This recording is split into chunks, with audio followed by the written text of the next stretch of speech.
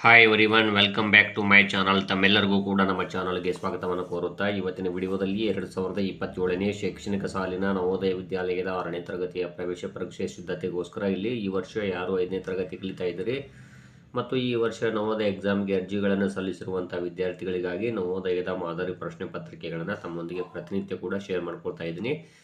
ಇನ್ನು ತಾವುಗಳು ನಮ್ಮ ಚಾನಲ್ ಫಸ್ಟ್ ಟೈಮ್ ನೋಡ್ತಾ ಇದ್ರೆ ನಮ್ಮ ಚಾನಲ್ ಸಬ್ಸ್ಕ್ರೈಬ್ ಆಗಿ ಅಂತ ತಿಳಿಸುತ್ತಾ, ಇವತ್ತು ಕೂಡ ನಾನು ಇಲ್ಲಿ ಮೆಂಟಲ್ ಎಬಿಲಿಟಿಗೆ ಸಂಬಂಧಪಟ್ಟಂತ ಅಂದರೆ ಈ ವರ್ಷದ ಹೊಸ ನವೋದಯದ ಸಿಲೆಬಸ್ಗೆ ಸಂಬಂಧಪಟ್ಟಂತೆ ಇಲ್ಲಿ ರೇಖಾ ಗಣಿತಾತ್ಮಕ ಸಮಸ್ಯಾ ಚಿತ್ರಗಳನ್ನು ಪೂರ್ಣಗೊಳಿಸುವುದು ಎನ್ನುವಂತಹ ಒಂದು ಘಟಕದ ಮೇಲೆ ಇಲ್ಲಿ ಕಡ್ಡಾಯವಾಗಿ ಇಲ್ಲಿ ಈ ಘಟಕದ ಮೇಲೆ ಕ್ವಶನ್ಸ್ಗಳನ್ನು ಕೇಳ್ತಾರೆ. ಹಾಗಾದರೆ ಈ ಘಟಕದ ಮೇಲಿನ ಪ್ರಶ್ನೆಗಳನ್ನು ನಾವು ಯಾವ ರೀತಿಯಾಗಿ ಸಾಲ್ವ್ ಮಾಡಬೇಕು ಅನ್ನೋದನ್ನು ತಮಗೆ ಇವತ್ತು ತಿಳಿಸ್ಕೊಡ್ತಾ ಇದ್ದೀನಿ. ಇಲ್ಲಿ ನೋಡಿ, ಕೊಟ್ಟಿರುವಂತಹ ಮಾದರಿ ಪ್ರಶ್ನೆ ಪತ್ರಿಕೆಯನ್ನು ನೋಡ್ತಾ ಹೋಗಿ. ಇಲ್ಲಿ ಏನು ಅಂದರೆ ರೇಖಾ ಗಣಿತಾತ್ಮಕ ಸಮಸ್ಯಾ ಚಿತ್ರಗಳು ಅಂದರೆ ಇಲ್ಲಿ ಚೌಕ ಆಗಿರಬಹುದು, ಆಯತ, ವೃತ್ತ, ತ್ರಿಭುಜಗಳ ಮೇಲಿನ ಇಲ್ಲಿ ಪ್ರಶ್ನೆಗಳನ್ನು ಒಂದು ಸಮಸ್ಯಾ ಚಿತ್ರವನ್ನು ಕೊಡಲಾಗಿರುತ್ತೆ. ಈ ಸಮಸ್ಯಾ ಚಿತ್ರದ ಅರ್ಧ ಭಾಗ ಇಲ್ಲಿ ಕಟ್ ಆಗಿರುತ್ತೆ ಅಥವಾ ಕತ್ತರಿಸಲಾಗಿರುತ್ತದೆ. ಉಳಿದ ಭಾಗಗಳನ್ನು ಅಂದರೆ ಯಾವ ಭಾಗ ಕತ್ತರಿಸಲಾಗಿರುತ್ತೆ ಅದು ಇಲ್ಲಿ 4 ಆಪ್ಷನ್ಸ್ಗಳಲ್ಲಿ ಇರುತ್ತೆ.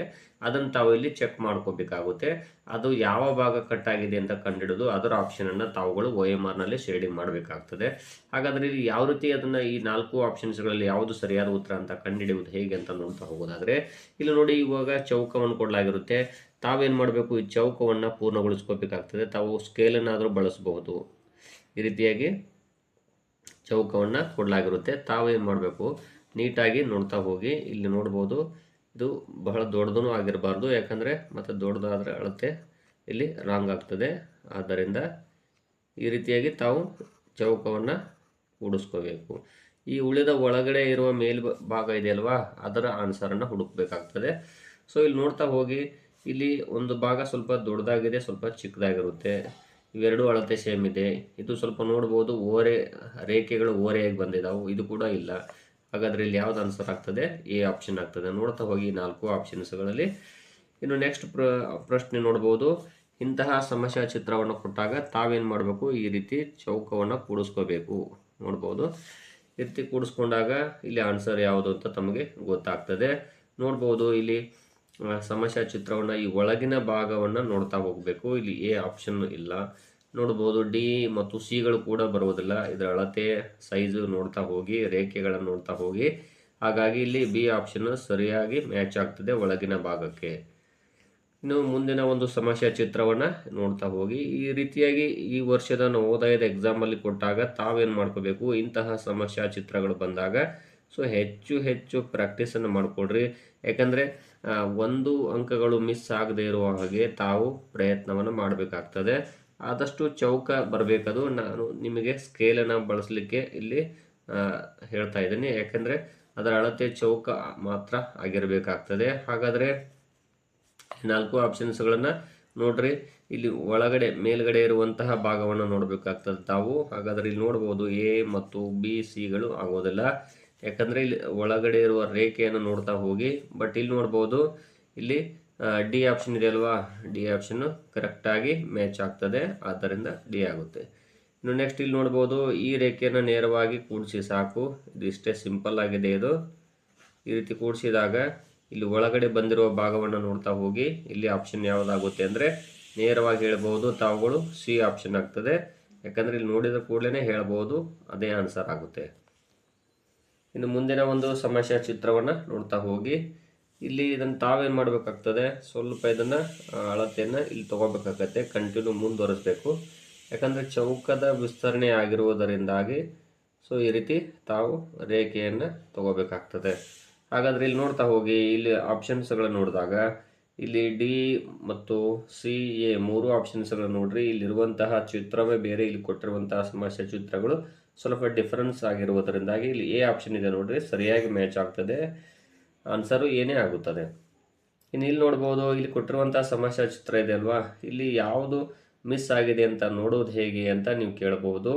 ಇಲ್ಲಿ ಈ ಸಮಸ್ಯಾ ಚಿತ್ರವನ್ನು ನಾವು ತ್ರಿಭುಜ ಅನ್ಕೊಳ್ಬೇಕಾಗ್ತದೆ ಇದನ್ನು, ಯಾಕಂದರೆ ಇದು ಚೌಕದ ಅಲ್ಲ, ವೃತ್ತನೂ ಅಲ್ಲ. ಹಾಗಾದರೆ ಇದನ್ನು ತಾವು ಈ ರೀತಿ ಕೂಡಿಸ್ಕೋಬೇಕಾಗ್ತದೆ. ನೋಡ್ಬೋದು, ಈ ರೀತಿ ಕೂಡಿಸ್ಕೊಂಡಾಗ ತ್ರಿಭುಜ ಆಯಿತು. ಹಾಗಾದರೆ ಇಲ್ಲಿ ಸರಿಯಾದ ಭಾಗ ಯಾವುದಂತ ನೋಡ್ತಾ ಹೋಗಿ. ಇಲ್ಲಿ ಡಿ ಕೂಡ ಇಲ್ಲ, ಸಿ ಇಲ್ಲ. ಇಲ್ಲಿ ಎ ಕರೆಕ್ಟಾಗಿ ಮ್ಯಾಚ್ ಆಗ್ತದೆ, ಆದ್ದರಿಂದ ಎ ಆಪ್ಷನ್ ಆಗ್ತದೆ. ಇನ್ನು ಮುಂದಿನ ಒಂದು ಸಮಸ್ಯೆ ಚಿತ್ರವನ್ನು ನೋಡೋಣ. ಇಲ್ಲಿ ಒಂದು ವೃತ್ತವನ್ನು ಕೊಡಲಾಗಿರುತ್ತೆ. ಈ ವೃತ್ತವನ್ನು ತಾವು ಕೂಡಿಸ್ಕೋಬೇಕಾಗ್ತದೆ ಈ ರೀತಿ ನೋಡ್ರಿ. ಹಾಗಾದ್ರೆ ಇಲ್ಲಿ ಆಪ್ಷನ್ ಯಾವುದು ಬರುತ್ತೆ ಅಂತ ನೋಡ್ತಾ ಹೋಗಿ. ಇಲ್ಲಿ ಕೊಟ್ಟಿರುವಂತಹ ಸಮಸ್ಯೆ ಚಿತ್ರ ಇಲ್ಲಿ ಓರೆಯಾಗಿ ಬಂದಿದೆ ನೋಡ್ಬೋದು, ಆದ್ದರಿಂದ ಇದು ಆನ್ಸರ್ ಅಲ್ಲ. ಬಿ ಆಪ್ಷನ್ಗಳು ಕೂಡ ಅಲ್ಲ, ಸಿನೂ ಅಲ್ಲ, ಬಟ್ ಡಿ ಆಪ್ಷನ್ ಕರೆಕ್ಟಾಗಿ ಬಂದಿದೆ, ಮ್ಯಾಚ್ ನೋಡ್ಬೋದು. ಇಲ್ಲಿ ಕೆಳಗಡೆ ಕರೆಕ್ಟಾಗಿ ವಕ್ರರೇಖೆ ಬಂದಿದೆ, ಇಲ್ಲಿ ಸರಳ ರೇಖೆಗಳು ಆ್ಯಡ್ ಆಗಿದ್ದಾವೆ, ಆದ್ದರಿಂದ ಇಲ್ಲಿ ಡಿ ಆಪ್ಷನ್ ಆಗುತ್ತದೆ. ಇನ್ನು ಇಲ್ಲಿ ನೋಡ್ತಾ ಹೋಗಿ ಇದನ್ನು ಕಂಡುಹಿಡಿಯುವುದು ಹೇಗೆ ಅಂತ ತಾವು ಇಲ್ಲಿ ಒಂದು ಕ್ವಶನ್ ಇದೆ ಅಲ್ವಾ, ಅದನ್ನು ನಾವೇನು ಮಾಡಬೇಕು, ಈ ಆಪ್ಷನ್ಸ್ಗಳನ್ನು ಕೂಡಿಸ್ತಾ ಹೋಗಬೇಕಾಗುತ್ತೆ. ಹಾಗಾದರೆ ನೋಡೋಣ. ಇಲ್ಲಿ ನೋಡ್ಬೋದು ಈ ರೀತಿ ಕೂಡಿಸ್ಕೊಂತ ಹೋಗಬೇಕಾಗುತ್ತೆ. ಇಂತಹ ಕ್ವಶನ್ ಬಂದಾಗ ತಾವು ಈ ರೀತಿ ಕೂಡಿಸ್ಬೇಕು. ಸೊ ವಿದ್ಯಾರ್ಥಿಗಳೇ, ಇದು ರೇಖಾಗಣಿತಾತ್ಮಕ ಸಮಸ್ಯೆ ಚಿತ್ರಗಳನ್ನು ಪೂರ್ಣಗೊಳಿಸುವಂತಹ ಒಂದು ಸಮಸ್ಯೆಗಳಾಗಿರ್ತಾವು ನೋಡ್ಬೋದು. ಓಕೆ, ಇಲ್ಲಿ ನೋಡಿದಾಗ ತಾವುಗಳು ಈ ಭಾಗ ಯಾವುದು ಅಂತ ಕಂಡುಹಿಡಬೇಕಾಗ್ತದೆ. ಇಲ್ಲಿ ನೋಡ್ಬೋದು ಡಿ ಆಪ್ಷನ್ ಇಲ್ಲ, ಮತ್ತು ಇಲ್ಲಿ ಬಿ ಅಥವಾ ಎ ಇಲ್ಲವೇ ಇಲ್ಲ, ಬಟ್ ಇಲ್ಲಿ ಸಿ ಆಪ್ಷನ್ನು ಆಗುತ್ತದೆ. ಇನ್ನು ಇದನ್ನು ನೋಡ್ಬೋದು ವಿದ್ಯಾರ್ಥಿಗಳು, ಇಲ್ಲಿ ಈ ರೀತಿ ಸಮಸ್ಯೆ ಚಿತ್ರವನ್ನು ಕೊಟ್ಟಿದ್ದಾರಲ್ವ. ಸೊ ತಾವು ಇದನ್ನು ಎಕ್ಸ್ಟೆಂಡ್ ಮಾಡಬೇಕು, ಅಂದರೆ ವಿಸ್ತರಣೆಯನ್ನು ಮಾಡಬೇಕು, ಸ್ವಲ್ಪ ಚೌಕವಾಗಿ ಬದಲಾಗಬೇಕದು. ಆದಷ್ಟು ತಾವು ಎಚ್ಚರಿಕೆಯಿಂದ ರೇಖೆಯನ್ನು ಈ ರೀತಿ ಎಳ್ಕೋಬೇಕಾಗ್ತದೆ. ಸೊ ಇಲ್ಲಿ ಒಳಗಡೆ ಇರುವ ಭಾಗ ಯಾವುದು ಅಂತ ನೋಡ್ತಾ ಹೋಗಿ. ಇಲ್ಲಿ ನೋಡ್ಬೋದು ಇದು ಬೇರೆಯೇ ಬಂದಿದೆ ಚಿತ್ರ ನೋಡ್ಬೋದು. ಅದೇ ರೀತಿಯಾಗಿ ಇಲ್ಲಿ ಕೂಡ ನೋಡಿ ಚೇಂಜಸ್ ಇದೆ, ಈ ಭಾಗವನ್ನು ನೋಡ್ತಾ ಹೋಗಬೇಕು.